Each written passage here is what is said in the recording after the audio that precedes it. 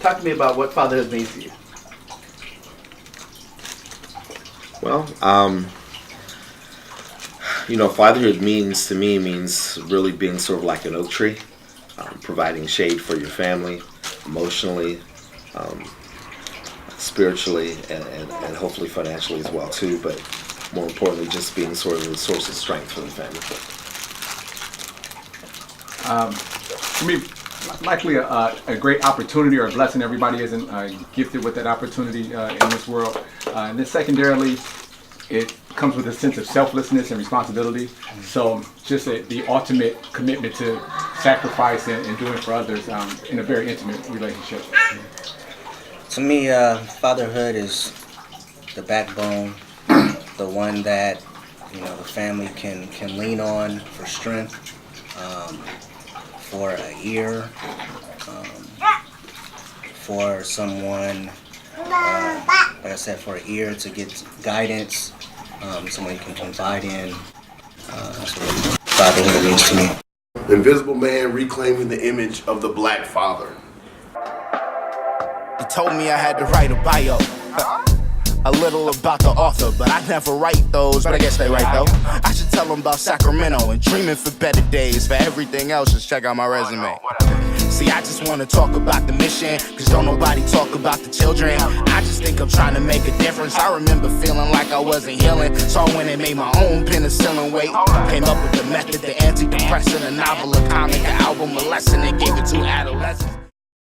Part of the genesis of the project was seeing pictures of my nephews on Facebook with their kids, and then realizing that most of the people in my circle that have kids are good fathers. And then the video portion of it came about specifically from the conversation that me and you had about being raised by a single father, and me not having a stable father. Right. As far as growing up, for me, it was always opposite. Everybody the stereotypes that you thought about as being black, living in poverty, ghetto. We lived in projects for a certain amount of time, but I was raised up like that. So everything that people said to me was the opposite. So it wasn't like, I never had those experiences. Like, what was it like without living with your dad? Like, he's at home right now, or he's at work. So I never had the experience of having that stereotype of not having a father. And also, what you and I talk about too, when it comes to fatherhood, all my friends are fathers. So the stereotype of black fathers not being around is just, a lot of it is bullshit. Because most of the brothers I know, the majority of brothers I know who are fathers are good fathers, or try to be good fathers, whatever that means. So I hang out and know a lot more brothers who are actually actively being great dads than not. I know a lot of people. So that myth, hopefully we can debunk that. Yeah. It's a stereotype and we got to change it, that all black men are sorry fathers. That is a stereotype, and we got to nip that in the bud, because there are a whole lot of good black men that are good fathers, turned into great fathers. But it takes a village to raise a child. And once you get that village, everything else falls in place.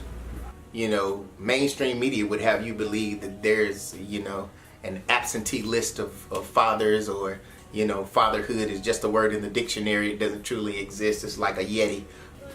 At one point in time, I wasn't ready. But once you get that news, it's time to get ready. And being that I had an absent father, I wanted to be different. So I wanted to be in my kids' life. It's not just a simple thing of having children. To say that you are a father, you have to show that.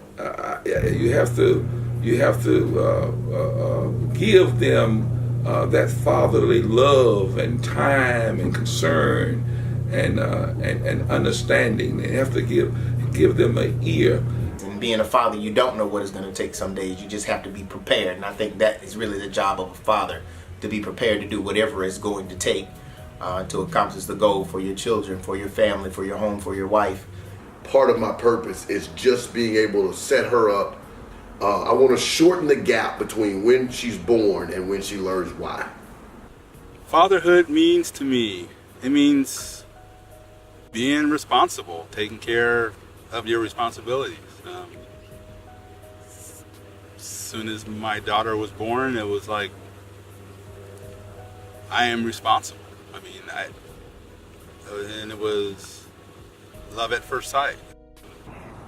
It's the most rewarding thing. You know, it's something that is the most challenging, but the most rewarding, and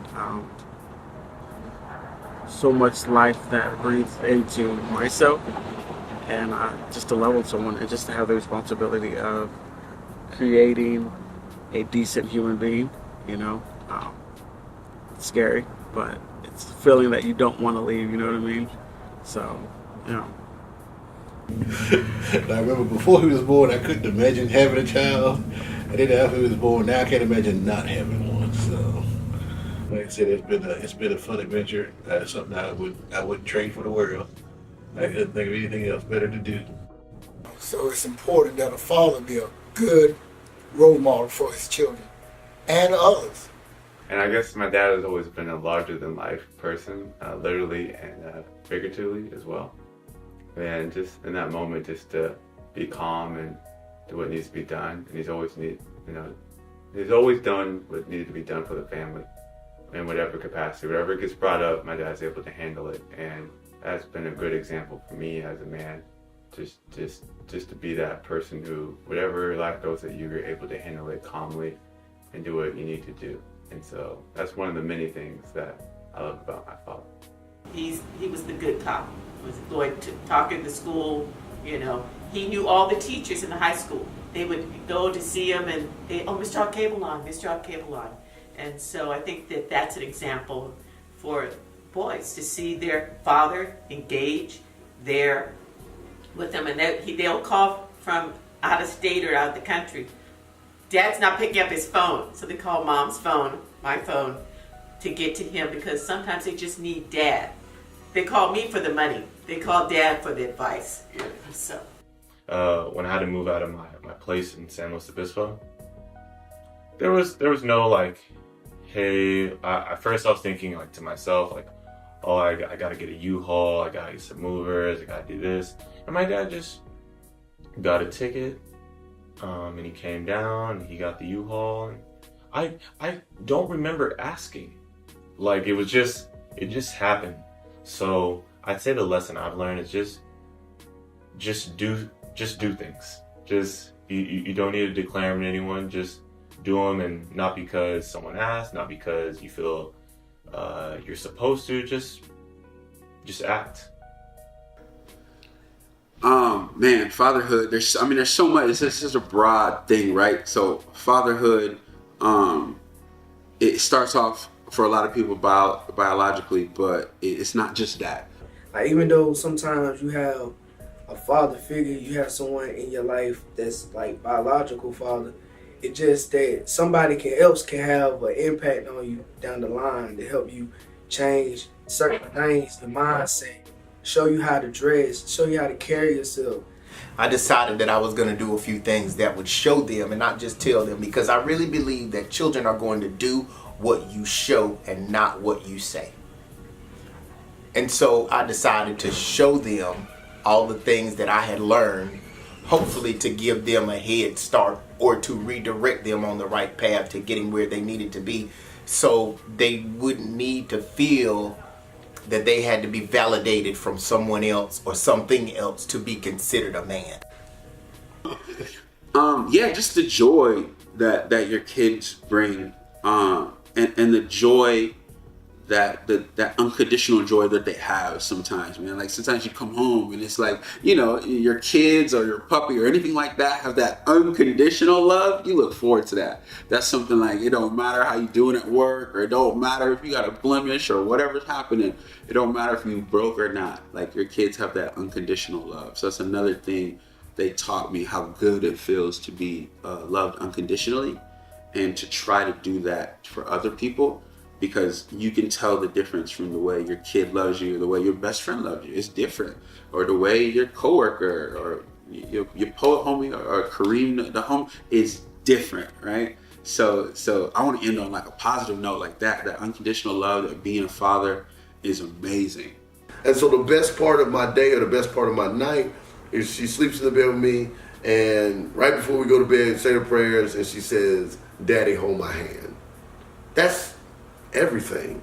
So all the, "Daddy, I can do it. Daddy, let me do it. Daddy, I can do it. Daddy, let me do it. Daddy, don't do that. Don't do that." At the end of the night, she's, "Daddy, hold my hand." And that'll melt, man. That'll melt the staunchest criminal. That'll melt anybody, you know.